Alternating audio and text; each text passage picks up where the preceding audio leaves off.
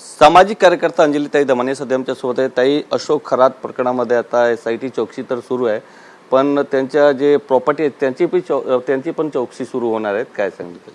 नाही, आता त्यांची प्रचंड प्रमाणात प्रॉपर्टी बाहेर येते, कारण माझ्याकडे जे जवळजवळ 10 गावांचे जे सातबारे होते तीच प्रॉपर्टी मुळात कित्येक कोटींची आहे।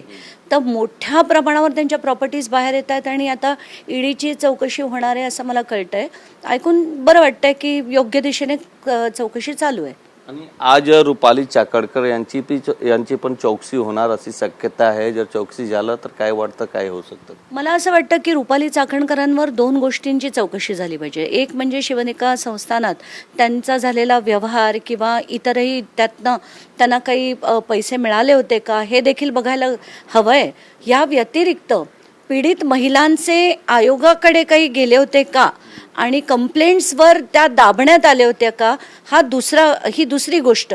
हे as far as Kharat is concern. पण त्या व्यतिरिक्त मला असं वाटतं की रुपाली चाकणकरांविरुद्ध गेल्या 5 वर्षात सगळ्याच्या सगळ्या हाय प्रोफाईल केसेस ज्या आयोगाकडे आल्या होत्या त्याची सगळ्याची इन्व्हेस्टिगेशन होणं गरजेचं आहे। म्हणजे खरातांच्या मॅटरमध्ये पीडितांचं, पण आयोगाकडे आत्तापर्यंत आलेल्या जेवढ्या हाय प्रोफाईल केसेस होत्या आणि राजकारण्यांच्या होत्या, कारण कुठेतरी असं वाटतंय की त्याच्यात तर काही कॉम्प्रोमाइज किंवा हे झालं नव्हतं ना, या दोन्ही गोष्टी बघणं गरजेचं आहे। रुपाली चाकणकर यांचे काही निलेश चाकणकर आहेत, त्यांचे काही आर्थिक व्यवहारच्या प्रकरण नवीन रायगडमध्ये समोर आले आहेत, अनेक आरोप केले जातात त्याच्यावर।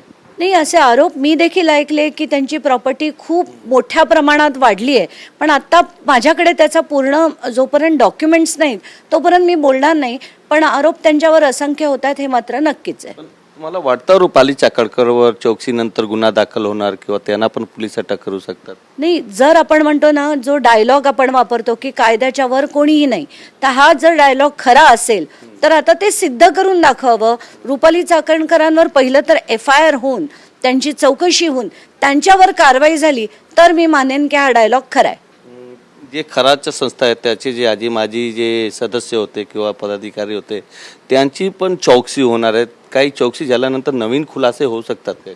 त्याच्यात मला वाटतं त्यांचे जे CA होते आणि रुपाली चाकणकर या दोघांची विशेष चौकशी झाली पाहिजे, कारण प्रकरणं दाबणाऱ्या त्या होत्या आणि पैशाची विल्हेवाट लावणारे त्यांचे CA होते।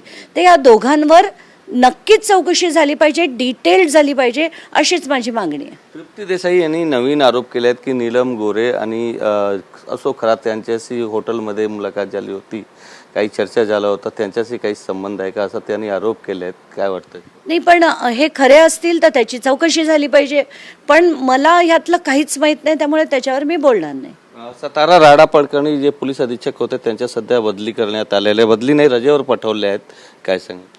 पण खरं तर त्याच्यात नीट चौकशी होणं गरजेचं आहे। नुसतंच ते त्यांना रजेवर पाठवतात आणि त्याच्यानंतर पुढे काहीच होत नाही, दुर्दैव हेच आहे। मोहित कंबोज आणि उद्धव ठाकरे किंवा आदित्य ठाकरेमध्ये निवडणुकीच्या आधी खूप बयानबाजी सुरू होतं, एकमेकांवर टीका टिप्पणी सुरू होतं।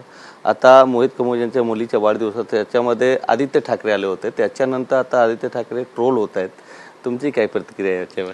एकेकाळी एकमेकांवर चिखलफेक करणारे लोक आता केकवरच्या मेणबत्त्या सुद्धा एकत्र फुंकतायत। हे बघून असं वाटतं की राजकारण कुठच्याही स्तराला जाऊ शकतं।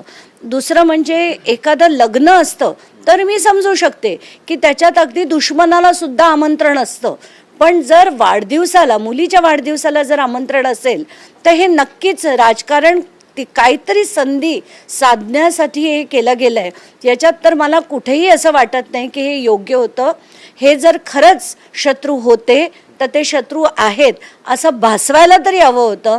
लोक इतकी मूर्ख महाराष्ट्राची नक्कीच नाहीत। तुमचं पडद्यामागे काय चाललंय हे सगळ्यांना माहीत आहे। खूप खूप धन्यवाद। व्हिडिओ जर्नलिस्ट अजय मोहितेसह गोविंद ठाकूर, TV9 मराठी, मुंबई।